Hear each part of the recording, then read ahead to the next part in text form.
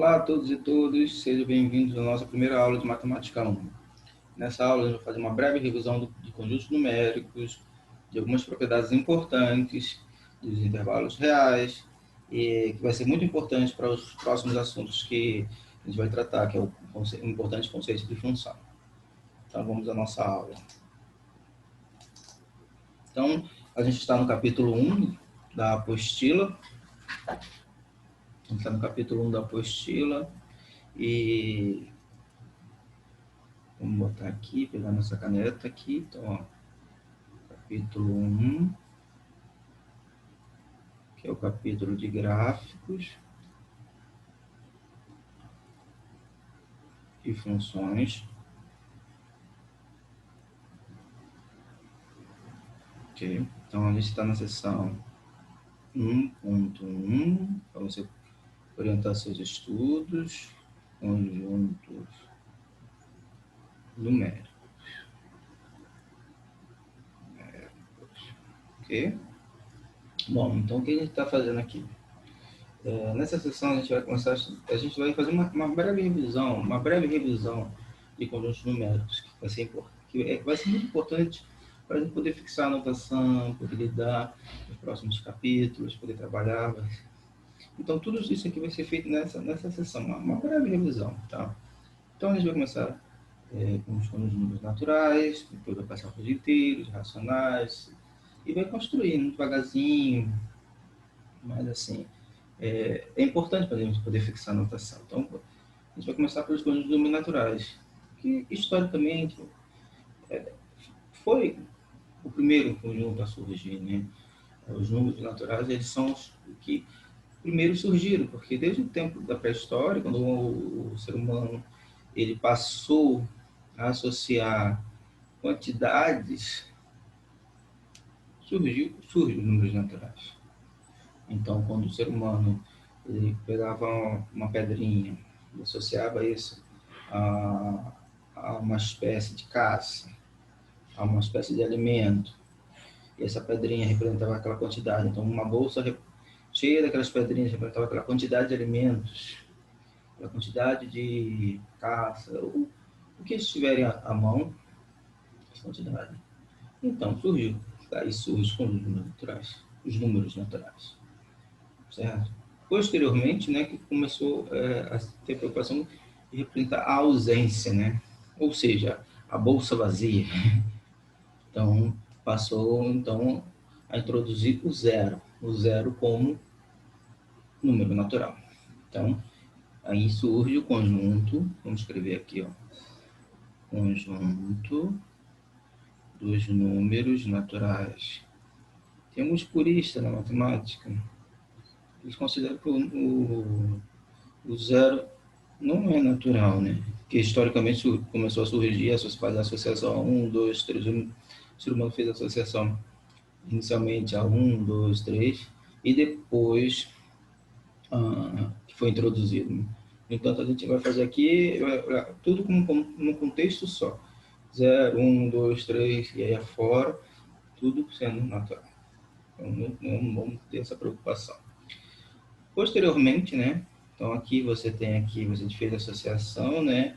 Então ele passou o que? Você repreende uma marquinha, né? Uma marquinha na caverna. Vou fazer aqui, ó, um desenho aqui. 1, 2, 3 marquinhas na caverna. Um símbolo. Pode representar a quantidade de alimentos. Não é isso? Então, posteriormente, que entrou, ó, tá vendo? O tracinho, um elemento. 2 tracinhos, 2 elementos. 3 tracinhos, então, marca na caverna, né? Então, e posteriormente foi introduzido os símbolos, né? Os símbolos que representam esses números. O mais conhecido, né? Os algoritmos romanos. Depois a forma que ele está habituado. Ok? Então a gente percebe que precisaria introduzir o zero. Por isso que eu acabo aquilo que eu tinha falado anteriormente. Posteriormente, né, surgiu os conjuntos dos números inteiros. Nesse, a gente está trabalhando com o quê? a gente introduziu os negativos, então menos 2, ó, essa reticência quer dizer que continua para a esquerda, seguindo essa mesma forma, e para a direita. Ó, tá vendo? Ok? Então, surgiu como comércio. Então, você dever algo para alguém. Então, eu quero comprar. Então, quando surgiu os negativos no comércio, quando surgiu o comércio na humanidade. Posteriormente, surgiu os racionais. Aqui eu aproveito para fazer uma pequena observação a respeito de notação. Quando a gente está falando de conjuntos, você escreve eles. A notação tradicional é você escrever eles entre duas chaves. E você pode representá-los de duas formas. Ou listando elemento a elemento. Os naturais eu representei o quê? 0, 1, 2, 3. Eu tenho uma recência, eu listei todos os elementos. Eu listei todos os elementos e um a um. Ou você pode colocá-los como uma propriedade que caracterize os conjuntos, ou seja, esse elemento tal que satisfaz a isso, tal que satisfaz a determinada propriedade. Então aqui a gente vai ter o seguinte. Então aqui, ó, vai ser P sob Q tal que P que é inteiro e, ó, tá vendo? Outra observação que eu faço aqui. Esses dois pontinhos aqui está simbolizando tal que. Eu posso usar os dois pontinhos, tal que, ou um tracinho, que também está simbolizando tal que. Então, PQ, que pertence aos inteiros, então são os inteiros, e que diferente de zero. Tudo bem? Bom, com isso a gente observa o seguinte. Então a gente pode fazer uma separação dentro dos números racionais. Mas de que forma? Os números racionais, então, se você observar, esses são os números que podem ser escritos na forma P sobre Q. Se você pegar Q igual a 1 e P inteiro, P natural, você vai perceber que os naturais vai estar contido em Q.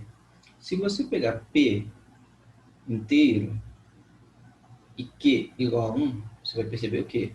Todo número inteiro pode ser escrito na forma ele sobre 1.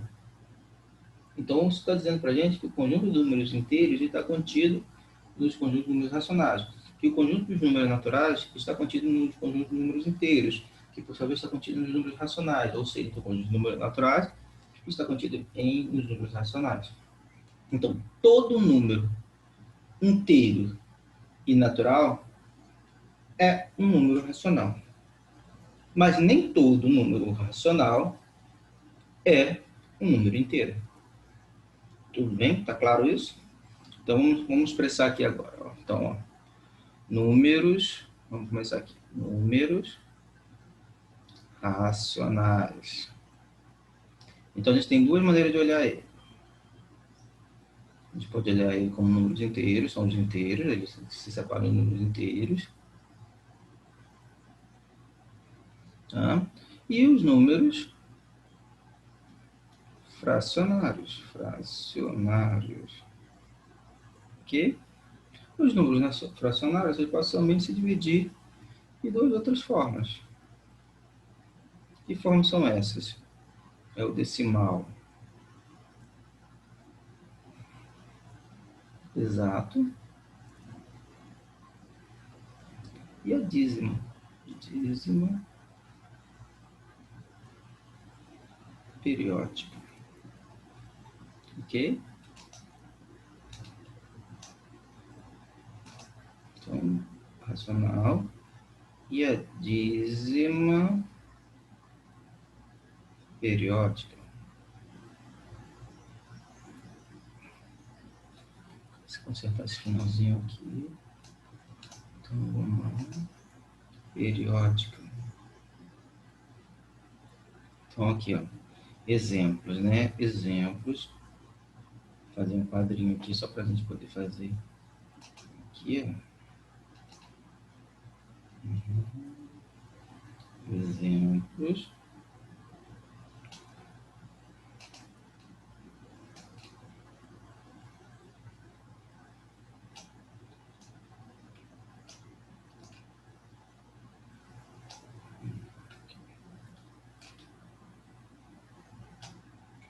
Né?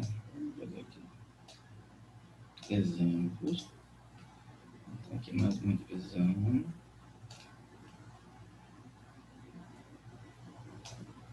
Só para a gente poder ficar com o nosso caderno organizado, né? Depois eu vou disponibilizar esse arquivo aqui para vocês, tá? Vocês poderem estudar. Então, aqui fica mais simples do que, fica mais resumido do que a apostila, mas assim, eu vou disponibilizar esse arquivo aqui para vocês. Então, vamos fazer esse caderninho aqui, mais ou menos organizado.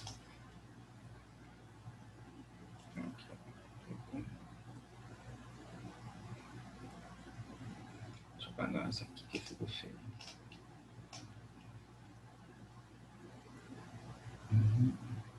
Pronto. Ficou melhor, né? Bom, então aqui a gente vai fazer alguns exemplos. Ó, exemplos. Então aqui, por exemplo, se você olhar, você pode olhar o 6 sobre 2. Isso aqui está escrito na forma fracionária, mas isso aqui dá 3, é igual a 3. Entenderam? Então aqui, outro exemplo, outra situação aqui. Posso escrever 5 sobre 1. 5 sobre 1 igual a 5. Decimal exato. 7 sobre 2. Isso aqui é 3,5. Aqui, 1 meio. Isso aqui vai ser 0,5. Então, são decimais exatos. Um exemplo de dízima periódica, vou colocar apenas um. 3 igual a 0,333, etc. Vou colocar mais um aqui, só para ilustrar, né? Então, um outro exemplo aqui de dízima periódica, 7 nonos. 7 nonos vai ser o quê? Vai me dar 0,777, etc. Tudo bem? Então, chegamos lá. Tá? Bom, mas aí é uma questão que surge, que é importante, né? Meu professor, tá, eu pego o número, é uma fração, divido e eu consigo identificar. Mas quando eu tenho a dízima, será que eu consigo obter novamente a fração? E aí? Faço o quê? Bom, tem várias maneiras de você fazer isso, mas uma maneira mais simples de você fazer isso, eu vou mostrar para vocês agora. Então, aqui, por exemplo, imagine que você tenha uma dízima como essa aqui. Eu quero encontrar a expressão, eu quero encontrar a representação P sobre Q da seguinte dízima. Então, vamos ver, ó. Então, ó, x igual a 0,777. A gente já sabe que a gente pegar 7 e dividir por 9 vai dar isso aqui. Vai dar essa dízima. Agora eu quero obter o caminho contrário. Quero obter 7 nonos. Observa como é que eu vou fazer. Bom, eu vou pegar aqui, vou pegar essa expressão e vou multiplicar ela por 10. Então, eu vou multiplicar isso aqui por 10 e vamos ver o que vai dar. Então vai ficar como? 10x igual a 777 reticências. Depois eu vou colocar o x de volta aqui embaixo. Então vai ficar isso aqui. Vocês concordam comigo? Bom, depois feito isso, eu vou fazer isso aqui. Eu vou subtrair, eu vou tirar. Então aqui 10x menos x, 9x. Observe que essas casas aqui depois da vírgula, com essas, é uma quantidade infinita. Então, vou multiplicar por 10. Não vai alterar, vai continuar dando uma quantidade infinita. Tem uma infinidade de casas decimais. Então, aqui, Quando eu subtrair aqui, então vai ficar igual a 7. Então, na realidade, x é igual a 7 nonos. Ok? Tranquilo? Bom, agora o que a gente vai fazer, né? Então, aqui eu multipliquei por 10. Ó. Fazer um outro exemplo? Vamos fazer um outro exemplo, então. Opa, foi feio. Aqui. Fazer um outro exemplo. Aqui. Então, aqui um outro exemplo. Aqui, vamos ver aqui. Isso também funciona quando você tem, não uma casa decimal, você tem o 777. Então, você só tem uma repetição do 7. Mas, por exemplo, 13, 13, 13. Também é uma dízima. Então, vou fazer aqui para vocês verem. Então, x igual a 0, 13, 13, 13, etc. Ok? Ah, mas professor, então se eu multiplicar por 10 não vai resolver o problema. Né? Então você vai ter que multiplicar uma potência do 10 de forma que você pegue o quê? As casas decimais, então, não é 13, 13, 13 que você repete, então ela tem uma repetição de 1 e 3. Então vai ter que ser o quê? 10 ao quadrado, que é 100. Então você vai ter que multiplicar isso aqui por 100. Então vai ficar quanto? 100x igual a 13, 13, 13. Depois eu vou pegar aqui o x, vou botar aqui embaixo novamente. 0, 13, 13. Eu vou fazer o mesmo processo.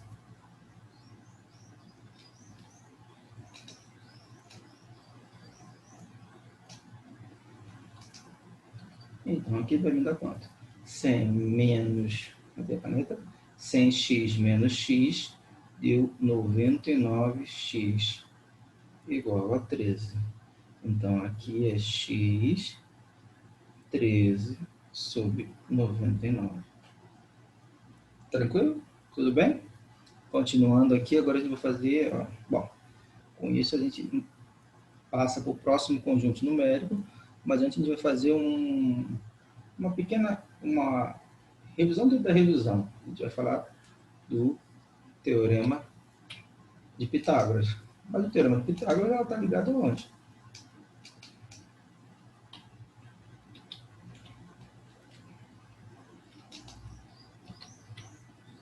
Ao triângulo retângulo. Então, aqui é a nossa observação. Nossa observação. Então, a gente vai fazer aqui a revisão do teorema de Pitágoras. Mas o que diz o teorema de Pitágoras? O teorema de Pitágoras ele vai afirmar o seguinte. Vou fazer menorzinho aqui, né?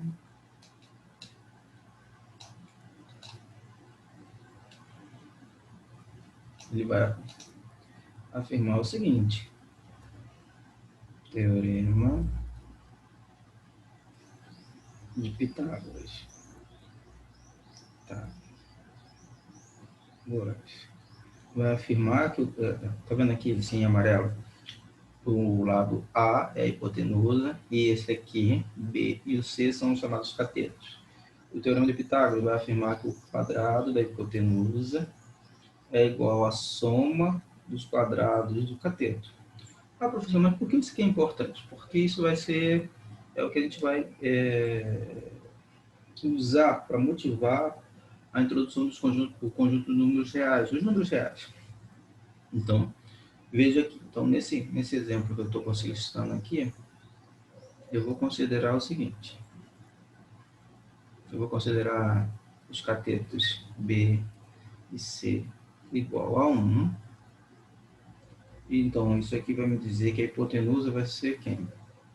A ao quadrado igual a 1 ao quadrado mais 1 ao quadrado. Então, 1 ao quadrado é 1, então vai ficar 1 mais 1, então é 2. Então, na realidade, eu tenho essa equação aqui, a ao quadrado igual a 2. A minha pergunta é a seguinte. Essa equação, ela vai possuir solução no conjunto de números racionais? que vocês acham? Bom, a gente vai observar que essa equação, a raiz dela, ela vai estar num conjunto maior, em outro conjunto, que vai ser o conjunto dos números reais. Ou seja, a solução dela não pode ser escrita na forma fracionária. E por ela não ser escrita na forma fracionária, ela vai ser o que a gente vai ser denominado de um número irracional, ou seja, um número que não é racional. Tudo bem? Então aqui, eu vou fazer agora então a gente chega que A é igual aqui, ó, a raiz quadrada de 2. E esse número, por sua vez, não vai possuir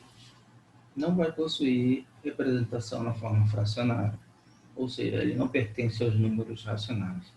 Então, por essa razão, eu vou apresentar para vocês o que a gente vai chamar de lema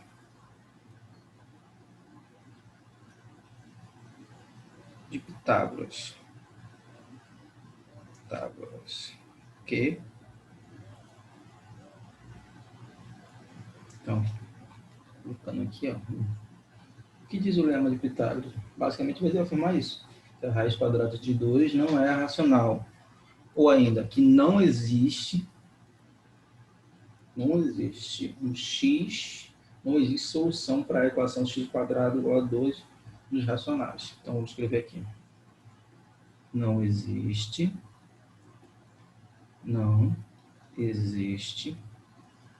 x em que tal que x ao quadrado é igual a 2. Ou seja, o que isso diz para a gente? Que a raiz quadrada de 2 não pertence aos racionais. Esse aqui, então, a gente vai chamar de lema de Pitágoras. Ah, professor, mas como é que a gente pode ver isso? Assim, para mim, não é tão simples ver isso. Então, demonstração aqui, ó, vamos fazer uma pequena demonstração, uma pequena explanação sobre isso. Bom, eu quero mostrar que não existe, quero mostrar para vocês que não existe um x racional, tal que x ao quadrado tem a solução em que não existe x racional, tal que x quadrado é igual a 2. Ok? Bom, então nesse caso aqui, o que a gente vai fazer, né? Então, eu quero mostrar que não existe.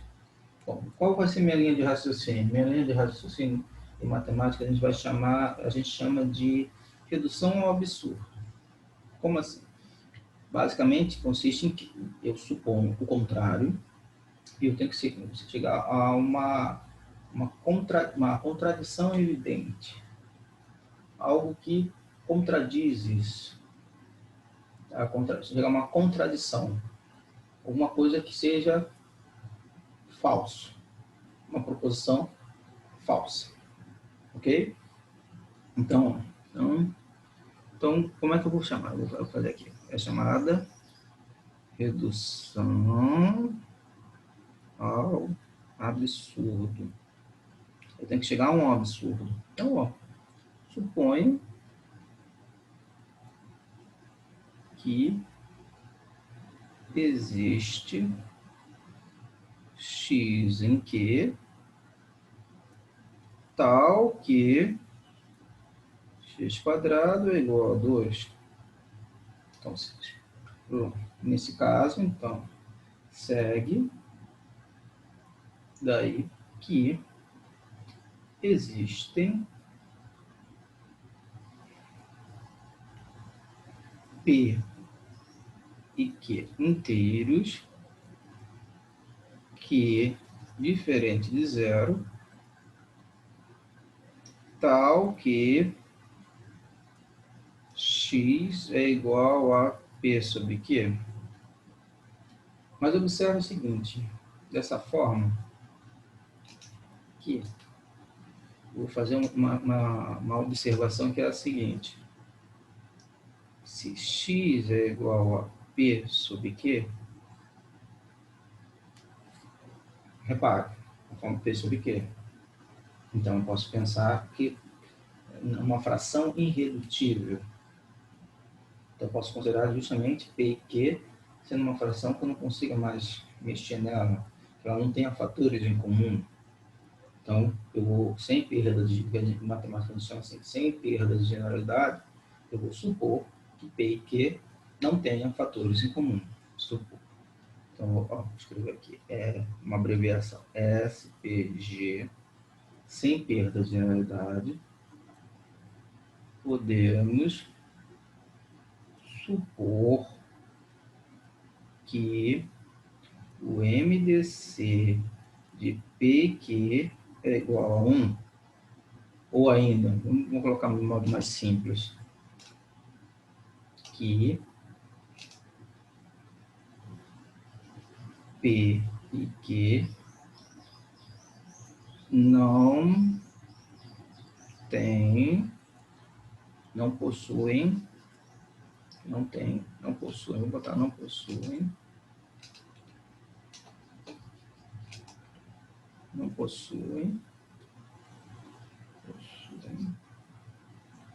fatores em comum. Então, observe que se x é igual a p sobre q, ele não possui fatores em comum, eu sei que x igual ao quadrado é igual a 2, então isso aqui vai me dizer que p sobre q, isso aqui ao quadrado é igual a 2. Da onde eu vou tirar, ó, de p ao quadrado, aqui, ó, mexendo na propriedade de potência, p ao quadrado igual a q ao quadrado é igual a 2. Da onde eu vou tirar aqui que p ao quadrado é igual a 2, que é o quadrado. Da onde eu vou tirar daqui que p ao quadrado é par. Ora, se p ao quadrado é par, isso vai implicar, isso aqui só vai acontecer se p for par. Isso também você consegue demonstrar, tá? Se p é par. Bom, mas se p é par, então existe. Então, se p é par, então existe um K inteiro tal que P é igual a 2K. Até aí tudo bem. P é igual a 2K. Mas e agora? Repara, se um K inteiro, tal que isso aqui acontece. Então, segue. Então aqui é tal que isso aqui acontece. Ponto. Vou colocar um ponto aqui. Ponto. Não é? Tal, então existe um K inteiro, tal que isso acontece. Logo, não tem que atender a essa equação aqui. Vou fazer uma marcação aqui. Não tem que atender a essa aqui. Vou fazer de outra cor. Vou fazer aqui de azul. Tem que atender essa equação aqui. Então, vou substituir logo nessa equação para ver o que vai acontecer. Então, P ao quadrado, ó. Então, aqui, ó, logo 2K ao quadrado é igual a 2Q ao quadrado. Vou fazer aqui a marcação aqui só para saber de onde veio.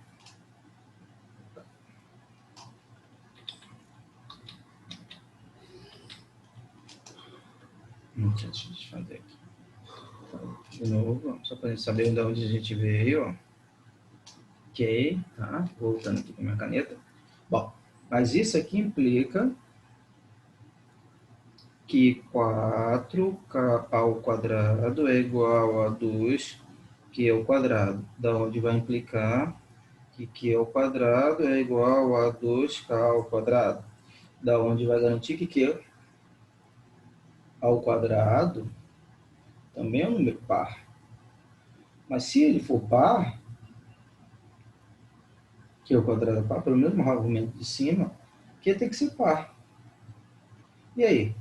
Qual é a contradição? A contradição é que eu tinha suposto, supomos que P e Q não possuem fatores em comum. Se os dois P e Q são pares, temos um absurdo, porque então vai possuir dois em comum. Ok? Então, ó, a contradição reside nisso aqui, que eu chamei de estrela, e nesse aqui. Então, por estrela e duas estrelas, temos a contradição, absurdo, né? Procurado. Logo,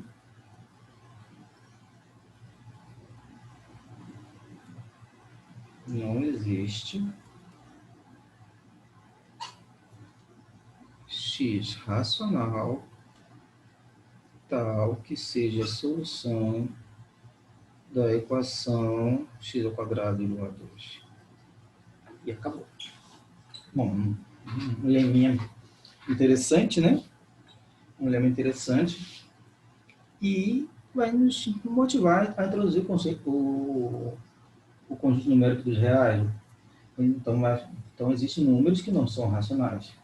Bom, então, o conjunto dos números reais ele vai ser constituído dos racionais e todos aqueles que forem não racionais.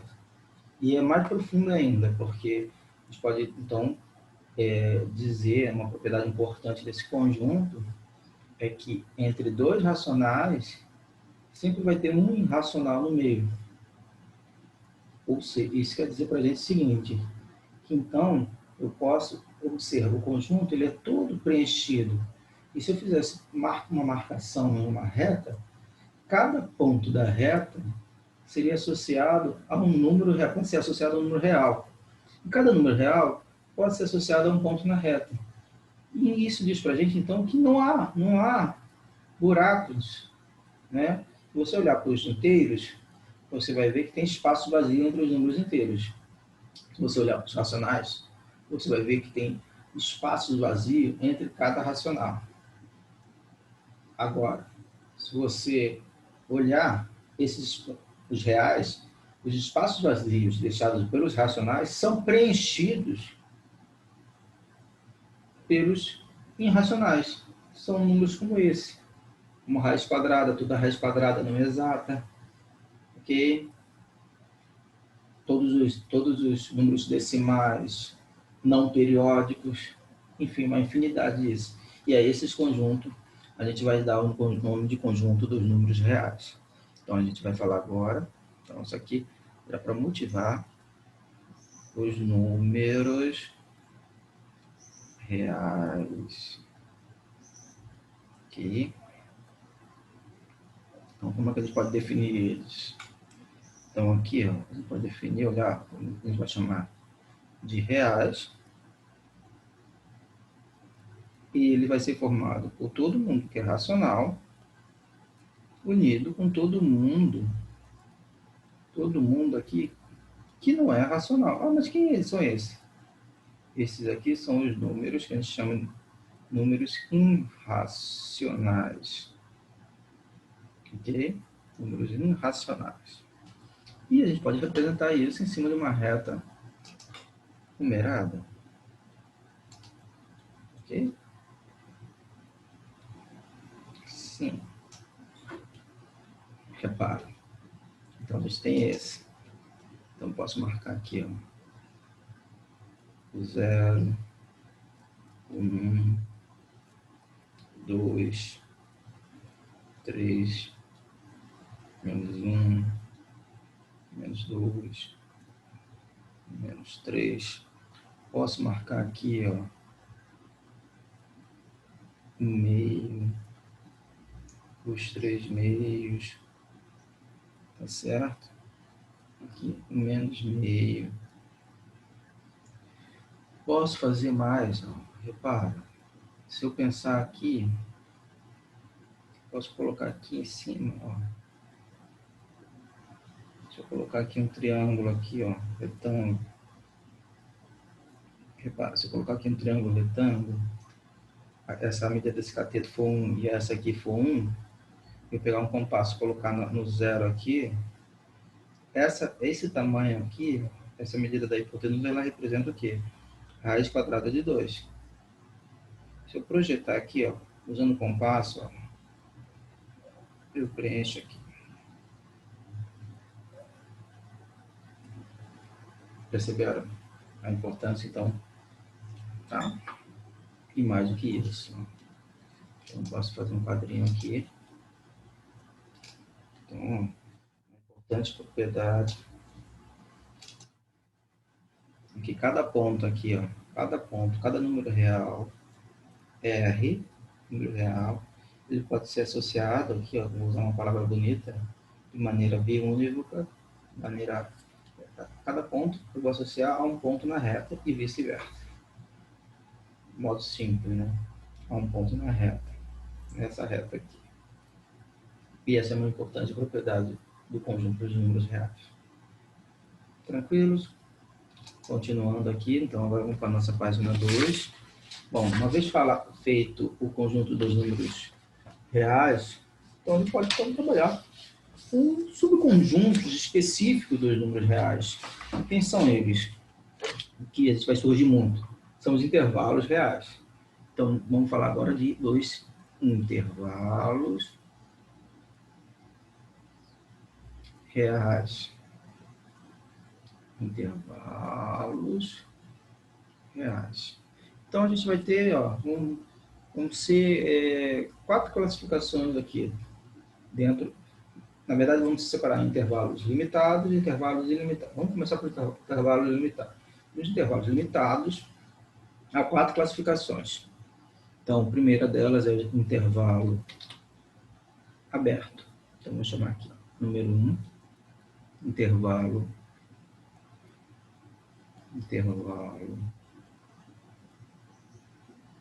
aberto.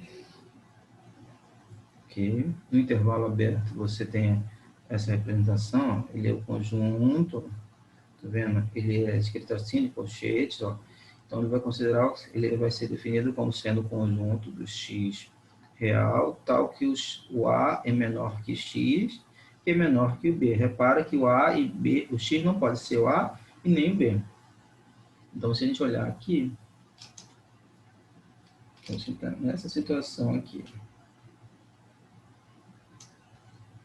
vou até fazer aqui várias vezes, precisar em vários momentos, e deixar aqui prontinho,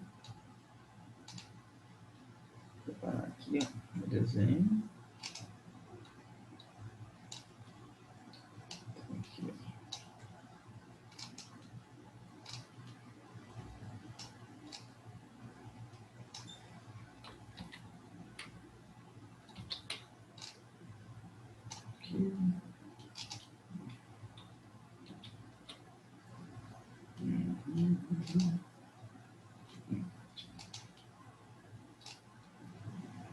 Aqui, preparar meu desenho, estou preparando meu desenho, tá?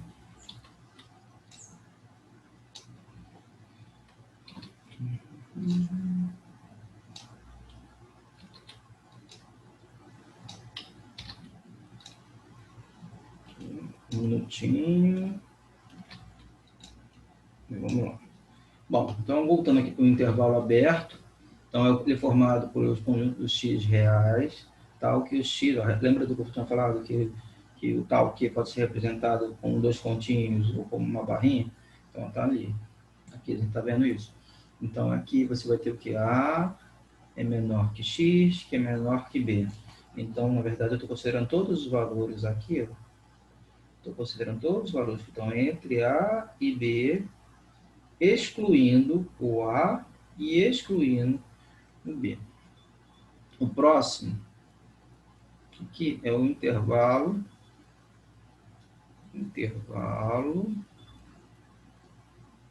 fechado. no intervalo fechado, ó, a direção dos colchetes muda. Então, isso aqui fica igual a x em R, tal que a... Tá vendo? Nessa situação aqui, ó, fecha colchetes, eu estou tendo a possibilidade, eu estou considerando x entre A e B, incluindo A e incluindo B. Então, aqui, vai ser uma bolinha fechada. E todo mundo aqui. Então, aqui você vai ter o A e vai ter o B. 3.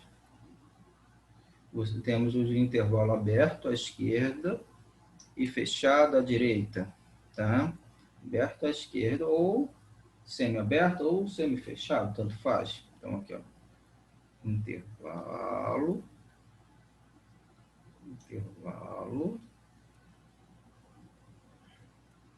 aberto à esquerda e fechado à direita. Então, aberto, ó, então, voltando para o nosso desenho, então, vou considerar o conjunto ó, dessa forma. Ele é aberto em A, fechado em B. Então, vai ser assim. AB, X em R, tal que é o A menor que o X. Ó, o A é menor que X, que é menor ou igual que o B. 4. Agora a gente vai ter um intervalo, que ele vai ser fechado à esquerda e aberto à direita. Está fechado aqui, está aberto, e ele está fazendo exatamente isso. Ok? Então, fechado aqui a B, aberto, X em R, tal que o A é menor ou igual que o X, que é estritamente menor que o B. Ok? Bom, então, eis aqui nossa representação. Bom, agora temos os intervalos ilimitados. Esses aqui são os intervalos, vou escrever aqui, intervalos limitados. São limitados, assim, né? Agora a gente vai trabalhar com os intervalos ilimitados.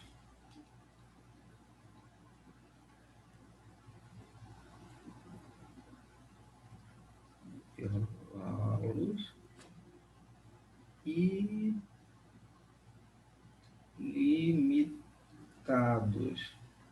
Nesses intervalos ilimitados, a gente vai ter o seguinte, vamos lá, vamos observar o seguinte. Eu vou ter que introduzir um símbolo aqui, que ele é o símbolo que ele representa o quê? Ele representa o infinito. Mas, olha, eu já tem que tomar bastante cuidado quando trabalhar com ele. Em determinadas situações, ele se comporta, e outras ele não se comporta como número. Então, você tem que tomar muito cuidado ao trabalhar com o infinito. Tá?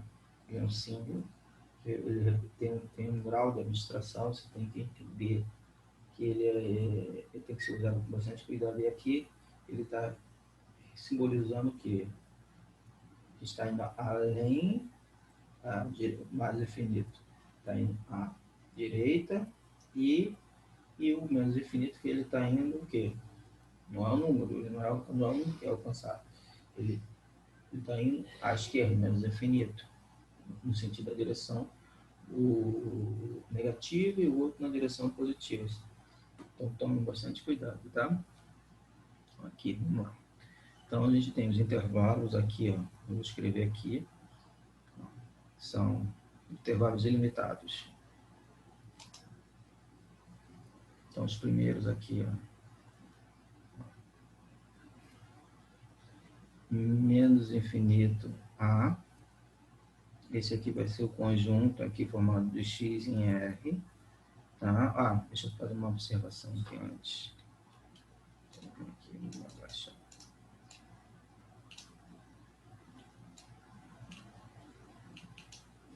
Okay. Uma observação aqui. Ó. O infinito, isso aqui é o infinito. Ok? Tal que o x é menor do que o a. Tá? Então a gente pode simbolizar dessa forma aqui. Eu vou fazer aqui um desenho mais ou menos, né? Aqui aberto, ó, bolinha aberta. E tá todo mundo aqui, ó, nesse sentido. Depois, menos infinito a fechado. Ó. Então aqui é o x em R, tal que o x é menor ou igual a A.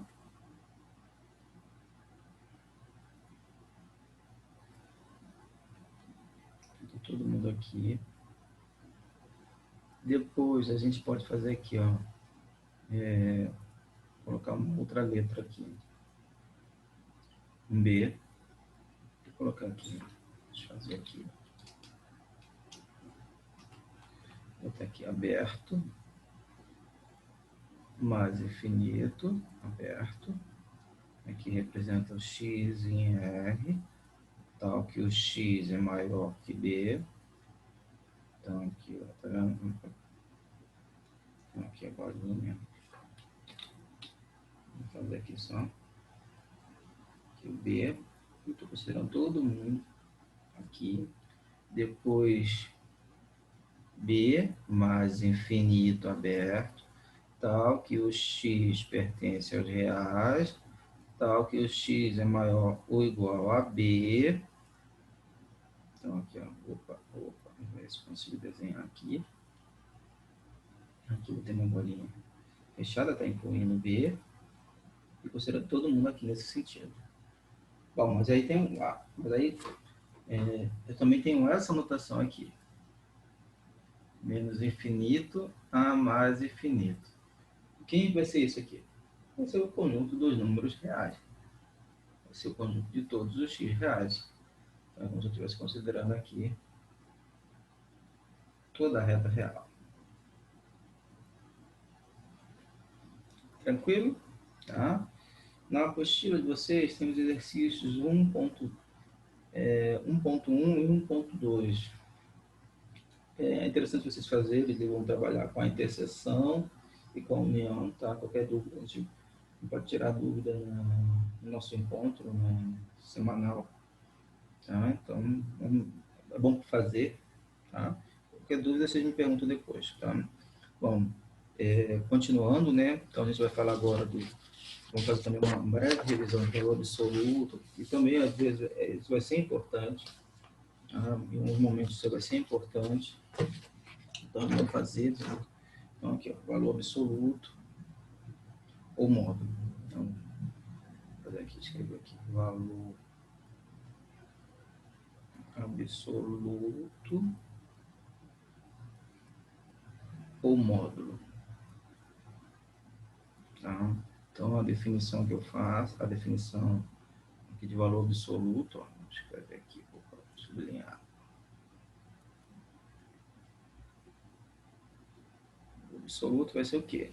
Então, você tem um número real, A real. Então, o módulo de A, ele vai ser formado, okay, vai ser o quê? Vai ser ele, se o A for maior que zero, e vai ser menos ele, se o A for negativo. Note que, vou fazer um quadradinho aqui, note, quadradinho de observação, que, note que o módulo de A é sempre um número não negativo. Tudo bem? Tranquilo? Bom, e a gente falou nisso, ó, nos exemplos aqui que a gente pode listar, exemplos, ó, só para a gente não colocar sem exemplo, né? Exemplos.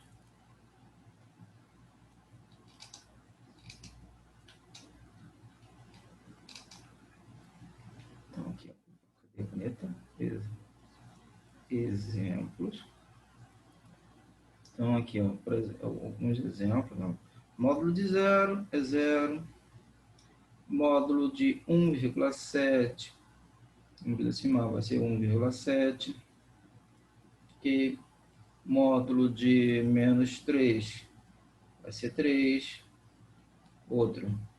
Módulo de menos 7 vai ser 7. Módulo agora de uma fração, menos meio, vai ser meio. E aí? Tranquilo? Tudo bem? Algumas observações. E a primeira delas, OBS, algumas OBS, observações. Então, a primeira delas é o seguinte, ó, que se você elevar ao quadrado o módulo, ele vai ficar igual módulo de x. Módulo de x ao quadrado é igual a x ao quadrado. Como é que a gente vê isso? A gente vê isso através da definição. Então, vamos ver, então, ó, para todo x em R, que a gente, para todo x em R, o módulo de x ao quadrado é igual a x ao quadrado. Por quê? Pois, ó, repara, se o x é não negativo, se você passa o módulo aqui, vai ficar igual a ele. Então, mas se passa ele, então você vai ficar módulo de x ao quadrado é igual a x ao quadrado. Agora, se o x for estritamente menor que zero, o módulo de x vai ser menos x, e isso aqui vai ser o quê? Vai ser módulo de x ao quadrado igual a menos x ao quadrado, que por sua vez vai ser igual a x. Em ambas as situações, você reparou o quê? Que o módulo de x ao quadrado é igual a x ao quadrado. Ah, professor, mas por que isso aqui vai ser importante? Porque isso aqui vai dar uma segunda maneira de você olhar a definição do módulo. Então, você pode observar o seguinte, ó, por 1. Então, você tem, se isso aqui acontece, ó, então, eu posso olhar o módulo de x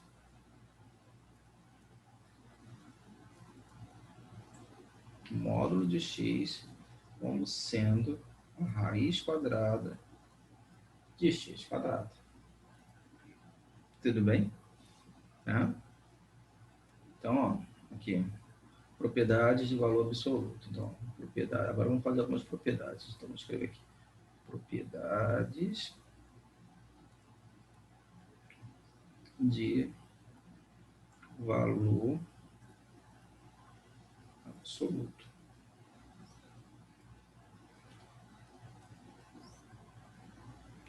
Então, estamos aqui, ó. Então, a gente vai ter o seguinte, ó. Para todo x, y em R, temos 1, temos 2, o módulo de x, módulo do produto, é igual ao produto dos módulos. O módulo do quociente é igual ao quociente dos módulos. E tudo bem? Tranquilo isso? Ah, professor, mas como é que eu posso demonstrar essas propriedades? Como é que eu posso... Ah, o senhor está falando, eu acredito no senhor, mas como é que eu posso demonstrar? Bom, então aqui vai entrar a razão de eu ter falado aqui, ó, nessa propriedadezinha. A razão pela qual eu tenho falado nessa propriedade, ó. Então, ó, demonstração aqui, ó. Demonstração. Então, vou demonstrar a demonstração de 1. Então, ó, observa o seguinte. O módulo de... Eu vou usar as propriedades de potenciação. Então, ó, o módulo do produto é igual a x vezes y ao quadrado, usando a observação. Por quê? Só que isso aqui, eu posso reescrever isso como sendo raiz quadrada de x quadrado vezes y ao quadrado. Só que a raiz quadrada aqui, por sua vez, eu posso reescrever isso como sendo x quadrado vezes raiz quadrada de y quadrado, que é igual ao módulo de x vezes o módulo de y. Então aqui temos demonstrado. Então, ó, a demonstração de 2, você vai ter o quê? Você tem o quociente agora, x sobre y. Novamente, isso aqui, ó, pela observação, ó, isso aqui vai ficar x sobre y ao quadrado é igual a quê? A x ao quadrado sobre y ao quadrado, que por sua vez, isso aqui vai ser raiz quadrada de x quadrado sobre raiz quadrada de y ao quadrado. Mas isso, por sua vez, pela observação, é isso aqui. E aí temos demonstrado a propriedade. Tranquilo? Uma propriedade bonita, né? E vai ser muito útil, às vezes, quando você trabalha com módulo. Tudo bem? Tranquilos? Tá? Então, agora a gente vai para a página 3. Na página 3, a gente vai trabalhar com a equação, o que a gente chama de equação modular. Então, são mais aplicações do valor absoluto e valor absoluto módulo, né? Então chamada equação modular, equação modular, ok? Tá? Na equação modular aqui, na equação modular, vamos ter o seguinte, a gente vai trabalhar com a seguinte propriedade, ó. Se você tem um módulo igual ao módulo, isso diz pra gente que x, ele vai ser igual a y, ou x vai ser igual a menos y. Vocês compreendem aqui?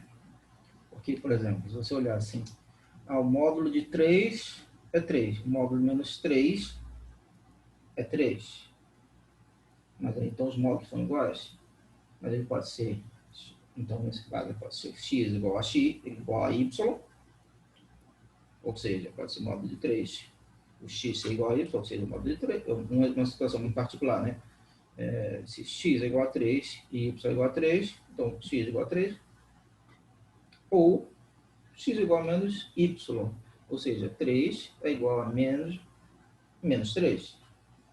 Então, nesse sentido que a gente está observando, isso aí é só para um exemplo dessa situação aí, mas isso aí pode ser demonstrado à luz da definição, né?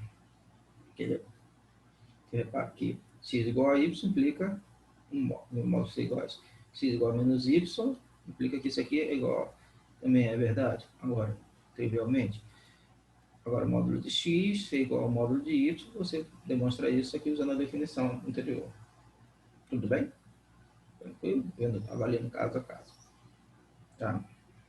Bom, mas aqui, ó, vamos fazer um exemplo aqui só para ilustrar. Um exemplo. Então, aqui vai ficar x menos 5 igual a 3x mais 7. Mas se você olhar bem, então eu tenho duas possibilidades. X menos 5 ser igual a 3x mais 7, ou x menos 5 ser igual a menos 3x menos 7. No primeiro, resolvendo o primeiro, você vai observar o seguinte: você vai ficar com, passa o 3x para o outro lado e o menos 5 para o outro. O 3x você passa para o lado esquerdo e o menos 5 para o lado direito. Então aqui vai ficar x menos 3x menos 2x. 7 mais 5, 12. Então aqui o x vale quanto? Vale menos 6. Ok? Na linha de baixo, na equação da linha de baixo, você vai ter o seguinte: passa o 3x para outro, menos 3x para o outro lado, vai trocar o sinal, então vai somar com o x, vai ficar 4x. Menos 7 menos 5. Quando você somar aqui, vai ficar 2, menos 2, né? Vai ficar menos 2. Então, o x aqui vai valer menos meio. Então, o conjunto solução, a resposta do conjunto solução dessa equação vai ser menos 6 e menos meio. Ó, não confundir com intervalo, tá? Esse conjunto aqui ele só tem 2 elementos, ok? E aqui a gente tem, agora a próxima situação é a inequação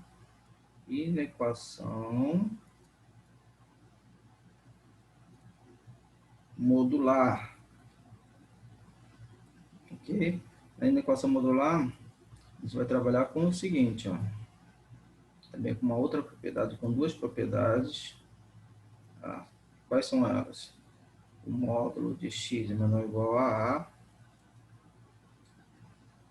Então, você vai dizer que menos A é menor ou igual que x, é menor ou igual que A. Tá? Isso aqui você também troca, você pode trocar para estritamente, ou seja, o módulo de x ser menor que A, só que aqui então vai ser menor que A e aqui também vai ser menor que A. E aqui, módulo de x vai ser maior ou igual a A. Isso aqui então vai ser o seguinte, o módulo de x, então x vai ser maior que A ou o x é menor que menos A. Tudo bem? Aqui, ó, quadradinho. Tá? E vamos fazer dois exemplos para ilustrar isso aqui. Olha os exemplos. Ó. Exemplos. Número 1. Ó. Você tem 2x menos 1, a situação que eu tinha descrito anteriormente. Ó. É o módulo de 2x menos 1 menor que 3. Então, isso aqui, por sua vez, é equivalente a menos 3, menor que 2x menos 1. E aqui, ó. Então, a gente tem três partes aqui, ó. Uma dupla desigualdade em três partes. Então, eu vou mexer aqui, tenho que mexer nas três partes ao mesmo tempo. Então, vai ficar como? Eu quero isolar o x, né, que está no meio. Então, vou somar aqui. Eu vou somar... Aqui, ó. Eu vou somar mais 1 a cada parte, com a intenção de eliminar esse menos 1, tirar esse menos 1 da jogada. Então, vai ficar menos 3 mais 1, 2x menos 1 mais 1, 3 mais 1. Isso aqui vai acarretar, esse equivalente a menos 3 mais 1, menos 2. Menos 1 mais 1 faz 0, então vai ficar apenas o 2x. Aqui vai ficar 4. Então, daqui para cá, eu somei 1. Agora, eu vou fazer o seguinte. Tudo aqui é múltiplo de 2, múltiplo de igualdade. Então, na próxima, eu vou dividir tudo por 2. Dividindo tudo por 2. Então, vai ficar como? Vai ficar menos 1, x e 2. Então, aqui, ó, meu conjunto de solução agora, ó, repara. Meu conjunto de solução vai ser o x em R, tal que o x está entre menos 1 e 2. Isso diz para a gente que isso aqui vai ser o intervalo menos 1 e 2 aberto. Aberto. Depois, ó, no 2 aqui, no exemplo 2, ó, tá vendo? Aqui, ó, repara, isso aqui vai ser o intervalo. No exemplo de cima, vai ser apenas, ó, um conjunto de pontos. Cuidado, não confundir, tá? E é o conjunto de solução. Então, aqui na equação vai ser um intervalo, ó, tá? Agora, aqui, nessa aqui. X aqui, ó, x menos 2 maior ou igual a 1. Pô, mas isso aqui é equivalente a você ter o quê? X menos 2 maior ou igual a 1, ou, vou fazer aqui separadinho, menos 2 menor que 1. Então, eu posso resolver separadamente cada equação. Então, aqui eu posso jogar esse menos 2 para o outro lado.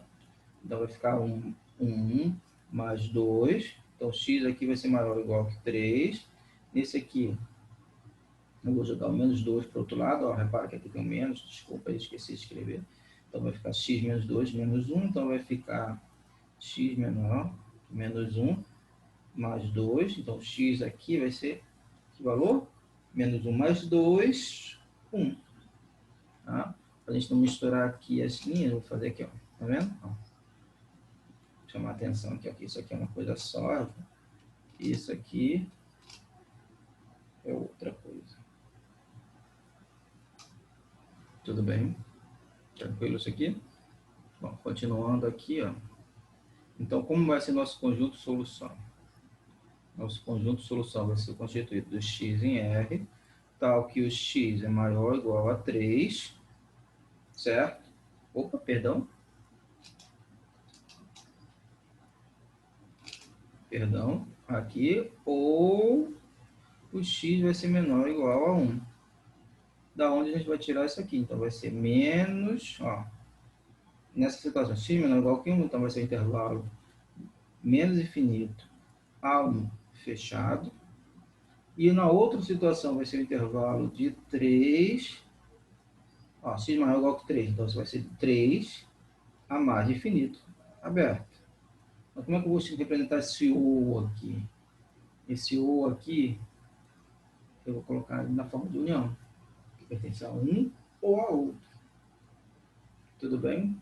Tranquilo? Tá?